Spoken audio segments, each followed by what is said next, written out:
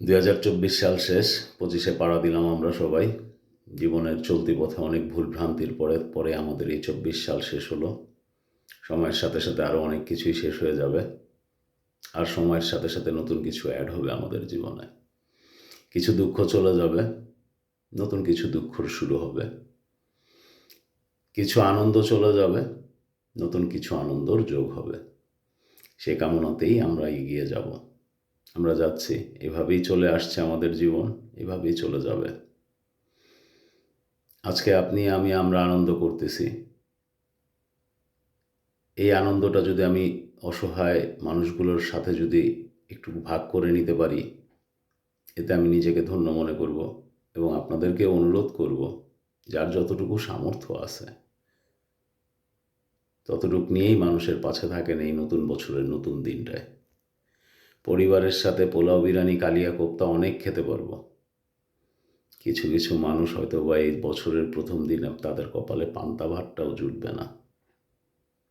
এদের জন্য আগায় আসি, এদেরকে একটু সাহায্য করি, নতুন বছরের একটা নতুন জামা কিনে দেওয়ার চেষ্টা করি। কত অসহায় মানুষ আছে, নয়তো আজকে আমরা একবেলা পোলাও নাই খাইলাম।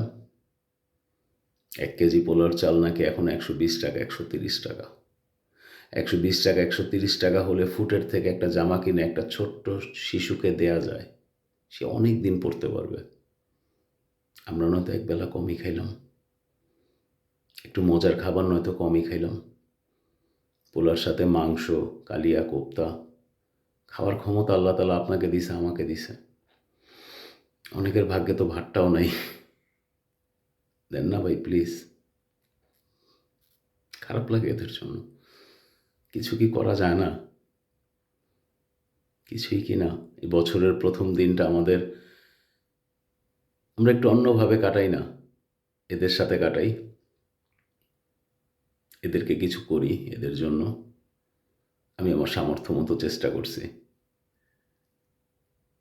আপনারাও যদি যার যার সামর্থ্য থেকে চেষ্টা করেন, পাশের ফ্ল্যাটের বা পাশের ঘরের বা নিচতলার বা উপরতলার বা পাশের বাড়ির,